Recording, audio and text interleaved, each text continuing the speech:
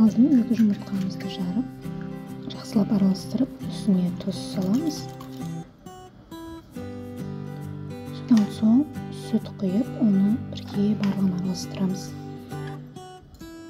Жақсылап араластырып, үстіне шағылмай, бір қасықтай шағылмай құямыз. Оны да араластырамыз, жақсылап араластырып, үстіне разрыхлитель, содан соң ұн саламыз.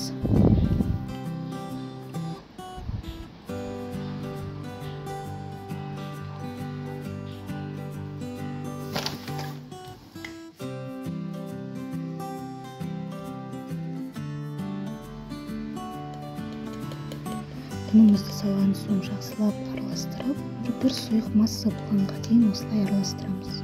Өте сұйық болу қажет.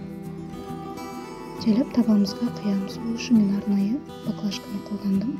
Баклажканың басын тесіп, осылай құйып шықсаңыздар болады формасына.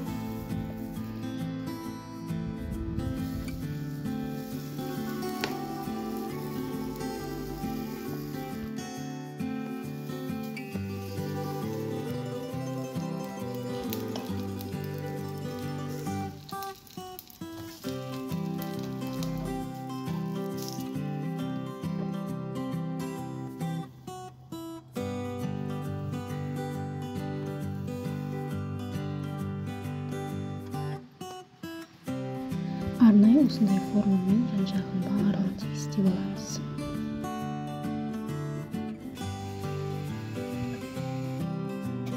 Шоколадымызды осылай барлығын бөліп, водяной банян қоямыз.